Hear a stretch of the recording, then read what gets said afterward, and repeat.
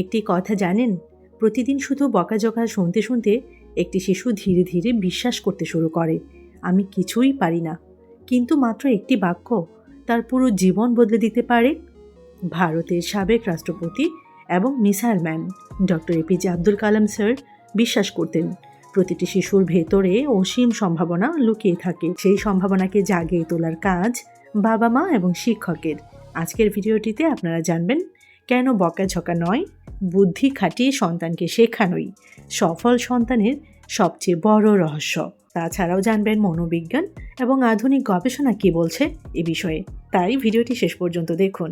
আসসালামু আলাইকুম ভিউয়ার্স, আপনাদের সবাইকে স্বাগতম জানাচ্ছি যে মোটিভেশন ইরা ইউটিউব চ্যানেলটিতে। আপনি যদি চান আপনার সন্তান আত্মবিশ্বাসী, ভদ্র, দায়িত্বশীল এবং সফল মানুষ হয়ে উঠুক, তাহলে আজকের ভিডিওটি আপনার জন্য। চলুন ঝটপট শুরু করি মূল ভিডিওটি।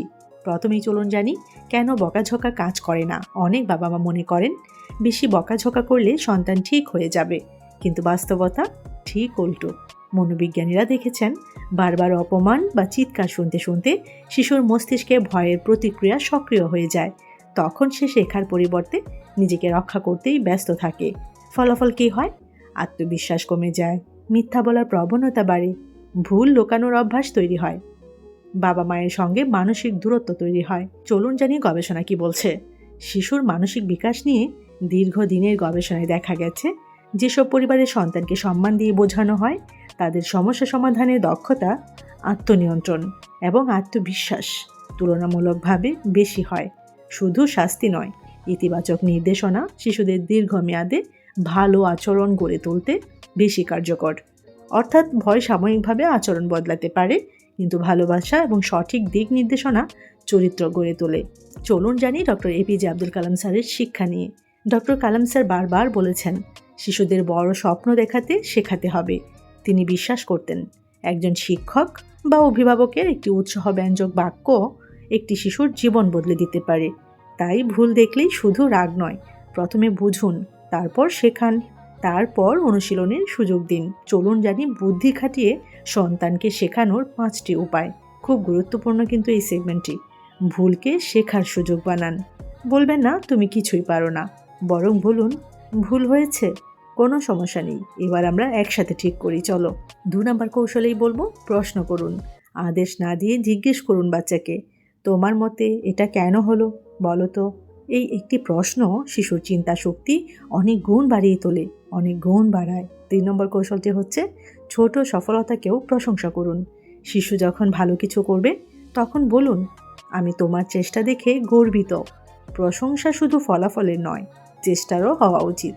4 নম্বর কৌশল, নিজের আচরণ দিয়ে শেখান বাচ্চাকে। শিশু আপনার কথা কম শুনবে, আপনার কাজ বেশি অনুসরণ করবে।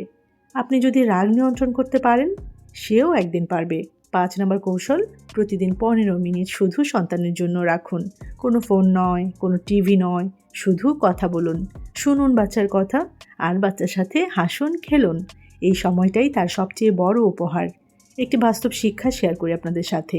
একটি চারা গাছকে যদি প্রতিদিন টেনে বড় করতে চান, গাছটি কিন্তু নুয়ে পড়বে, কিন্তু যদি পানি দেন, আলো দেন, যত্ন নেন, তাহলে সেটি একদিন বিশাল বৃক্ষে পরিণত হবে। শিশুর ক্ষেত্রেও ঠিক তেমনই। চিৎকার নয়, যত্নই তাকে বড় মানুষ বানায়। সবসময় মনে রাখবেন, সন্তান আপনার কথা হয়তো ভুলে যাবে, কিন্তু আপনি তাকে কেমন অনুভব করিয়েছিলেন সেটা কখনোই ভুলবে না। আজ থেকেই সিদ্ধান্ত নিন, বকাঝকা কম, বোঝানো বেশি, রাগ কম, ভালোবাসা বেশি। কারণ আজ আপনি যেভাবে সন্তানকে গড়বেন, আগামীকাল সে সেভাবেই পৃথিবীকে গড়বে। এই সেগমেন্টে আরও একটি গুরুত্বপূর্ণ বিষয় আপনাদের সাথে শেয়ার করব। ভাবুন তো, আপনার সন্তান আজ যে ছোট ছোট অভ্যাসগুলো করছে, সেগুলোই হয়তো 10 বছর পরে তার ভবিষ্যৎ নির্ধারণ করবে। খারাপ ফলাফল একদিনে আসে না, ব্যর্থতাও হঠাৎ করে আসে না। প্রতিদিনের ছোট ছোট ভুল সিদ্ধান্ত একসময় বড় ক্ষতির কারণ হয়ে দাঁড়ায়। ভিডিওর এই সেগমেন্টে জানবেন সেই 7টি অভ্যাস সম্পর্কে, যেগুলো সময় মতো বদলাতে না পারলে সন্তানের প্রতিভাও হারিয়ে যেতে পারে। তাছাড়াও জানবেন একজন সচেতন অভিভাবক কিভাবে ভালোবাসা দিয়ে এসব অভ্যাস বদলাতে পারেন। অবশ্যই আমি আপনাদেরকে বলবো ভিডিওটি শেষ পর্যন্ত দেখুন, শুনুন, কারণ শেষের অভ্যাসটি সবচেয়ে গুরুত্বপূর্ণ।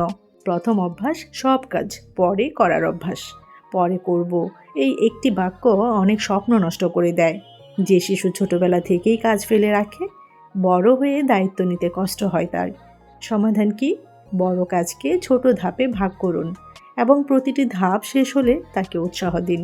2 নম্বর অভ্যাস, অতিরিক্ত মোবাইল নির্ভরতা। প্রযুক্তি শেখার জন্য ভালো, কিন্তু নিয়ন্ত্রণহীন ব্যবহার মনোযোগ, ঘুম এবং পড়াশোনায় প্রভাব ফেলতে পারে। নিয়ম তৈরি করুন। নির্দিষ্ট সময়ে ডিভাইস, নির্দিষ্ট সময়ে বই, খেলাধুলা এবং পরিবারের সঙ্গে সময়, এই অভ্যাসটা অবশ্যই এনশিওর করুন। 3 নম্বর অভ্যাস, ভুল স্বীকার না করা। যদি শিশু সবসময় ভয় পায় যে ভুল করলে বকা খাবে, তাহলে সে ভুল লুকাতে শিখে। তাকে শেখান ভুল করা অপরাধ নয়। একই ভুল থেকে শিক্ষা না নেওয়াই বড় সমস্যা। 4 নম্বর অভ্যাস, তুলনার ভয়। দেখো ও তোমার থেকে ভালো। এ ধরনের তুলনা শিশুর আত্মবিশ্বাস কমিয়ে দেয়। তুলনা করুন তার গতকালের নিজের সঙ্গে। আজ সে কি গতকালের চেয়ে একটু ভালো? এটাই আসল অগ্রগতি। এটাই বাচ্চাকে বোঝান। 5 নম্বর অভ্যাস, কৃতজ্ঞতা না শেখা। যে শিশু ধন্যবাদ বলতে শেখে না, সে অনেক সময় অন্যের পরিশ্রমের মূল্য বুঝতে শেখে না। প্রতিদিন অন্তত একটি বিষয়ের জন্য কৃতজ্ঞতা প্রকাশের অভ্যাস গড়ে তুলুন। 6 নম্বর অভ্যাস, প্রশ্ন করতে ভয় পাওয়া। অনেক শিশু ভুল উত্তর দেওয়ার ভয়ে প্রশ্নই করে না। মনে রাখুন, কৌতূহলী শেখার প্রথম ধাপ। প্রশ্ন করার জন্য তাকে উৎসাহ দিন। 7 নম্বর অভ্যাস, নিজের উপর বিশ্বাস হারিয়ে ফেলা। সবচেয়ে বিপজ্জনক এই অভ্যাসটি। যে শিশু মনে করে আমি পারবো না, সে চেষ্টা করাও বন্ধ করে দেয়। তাই প্রতিদিন তাকে বলুন, তুমি চেষ্টা করো, আমি তোমার পাশে আছি। এই একটি বাক্য তার জীবনের মোড় ঘুরিয়ে দিতে পারে। সবসময় মনে রাখবেন, সফল সন্তান তৈরি হয় না কেবল ভালো স্কুলে পড়ে। সফল সন্তান তৈরি হয় ভালো অভ্যাস, সঠিক দিক নির্দেশনা এবং পরিবারের ভালোবাসায়। আজ থেকেই একটি অভ্যাস বদলানোর সিদ্ধান্ত নিন, কারণ ছোট পরিবর্তনই একদিন বড় সাফল্যের ভিত্তি হয়ে দাঁড়ায়। ভিডিওটি ভালো লাগলে অবশ্যই লাইক করে দিন, শেয়ার করে দিন আপনার রিলেটিভসদের সাথে, আপনার প্রিয়জনদের সাথে। চ্যানেলটি যারা এখনও সাবস্ক্রাইব করেননি, এখনও চ্যানেলটি সাবস্ক্রাইব করে রাখুন। পাশে থাকা বেল আইকনটিতে ক্লিক করে রাখুন পরবর্তী ভিডিও সবার আগে পেতে। যে মোটিভেশন ইরা চ্যানেলটির সাথে কানেক্টেড থাকুন।